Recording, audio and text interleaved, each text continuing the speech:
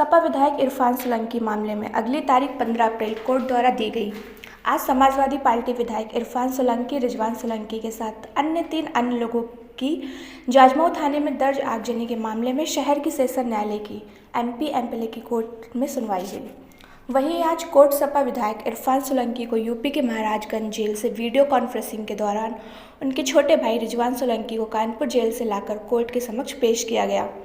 मगर सेशन न्यायालय की MLA कोर्ट के जज द्वारा अभियोजक पक्ष और बचाव पक्ष से कुछ बिंदुओं पर स्पष्टीकरण मांगे गए थे, जिसे आज कोर्ट के समक्ष दोनों पक्षों पर नव पेश किए गए हैं और अब इस मामले में जजमेंट की तारीख 15 अप्रैल तय की गई है।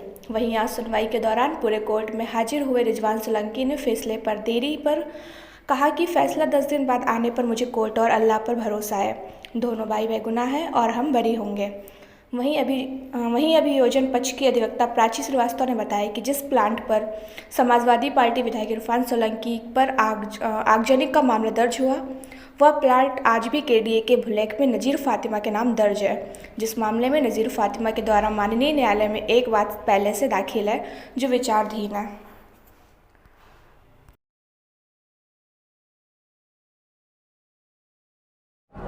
क्या हुआ सर? क्या नाम है जी? 15 तारीख पड़ गई सर।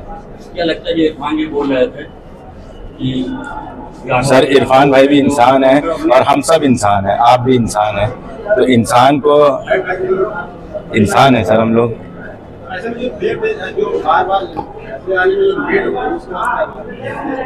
सर फैसला आज आए या 10 दिन बाद आए, अल्लाह पे पूरा यकीन है और न्यायालय पे भी यकीन है। इसी न्यायालय से हम लोग सब बरी होके जाएंगे, क्योंकि जब हम लोग बेगुनाह हैं तो उम्मीद भी इसी बात की है कि हम लोग को न्याय मिलेगा सर।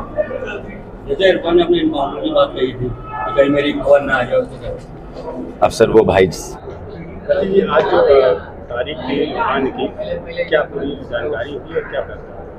आज माननीय न्यायालय के द्वारा तारीख नियत करी गई थी पुनर्बहस के लिए, जिसमें इरफान सोलंकी और रिजवान सोलंकी के अधिवक्ता के द्वारा संक्षिप्त रूप से बहस करी गई, जिसका जवाब प्रोसिक्यूशन की तरफ से दिया गया था और अगली तारीख 15/4 उसमें नियत करी गई है जजमेंट के लिए। जो बचाव पक्ष के अधिवक्ता है वो बार बार यह कह रहा है कि रिजवान का नाम जमीन है, तो ऐसे में आपकी वादनी किस तरह से रहती थी और कैसे साझा?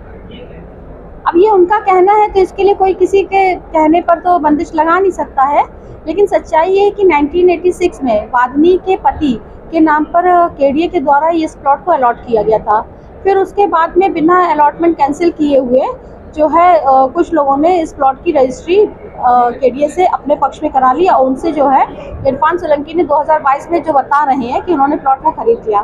परंतु सच्चाई ये है कि अगर किसी के नाम पे प्लॉट अलॉट होता है और जब तक कैंसिल नहीं किया जाएगा तब तक वो उसका अधिकृत स्वामी रहेगा।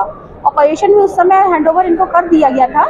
इस संबंध में जो है KDA से और लोगों के खिलाफ जो है वादनी के पति के द्वारा एक मुकदमा सिविल सूट फाइल किया गया था, जो आज भी माननीय न्यायालय में विचाराधीन है, जिसको वादनी आज भी लड़ रही है। सिविल जज सीनियर डिवीजन प्रथम क्या वो विचाराधीन चल रहा है।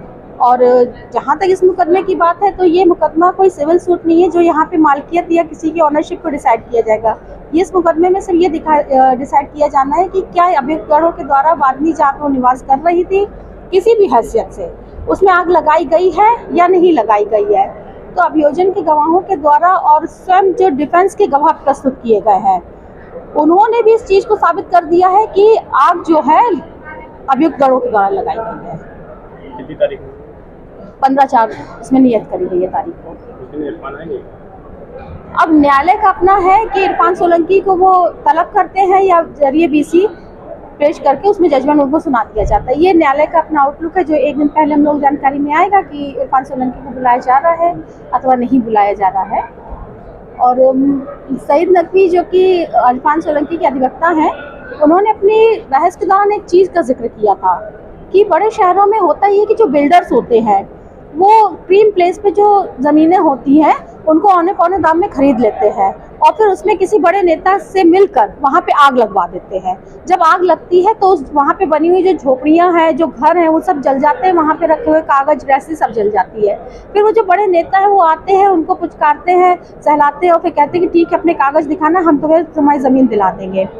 और आग लग चुकी होती है, बिल्डर उसी ज़मीन को औने पौने दाम में खरीद लेता है और उसके बाद वो वहाँ पे मल्टी स्टोरी बना लेता है। यहाँ पर भी कुछ ऐसा ही है, जिसको कि इनके द्वारा, रिजवान सोलंकी के द्वारा खरीदा गया। जो रिजवान सोलंकी की अपनी डीड है उसमें स्वयं लिखा हुआ है कि वहाँ पे कंस्ट्रक्शन था। जो हम कह रहे हैं कि वादनी का यहाँ पे निवास था, उसमें कंस्ट्रक्शन था, उसको रिजवान सोलंकी के द्वारा ढा दिया गया है। पहले गिराया गया, तब भी नहीं खाली कर पाई, फिर उसकी झोपड़ी में आग लगा दी गई। यही हम कह रहे हैं। जो डॉक्यूमेंट्स इनकी तरफ से दाखिल किए गए वो भी कहीं ना कहीं परोक्ष रूप से साबित कर रहे हैं कि इन लोगों के द्वारा वादनी के घर में आग लगाई गई है। यह जो इरफान को में केसी थी क्या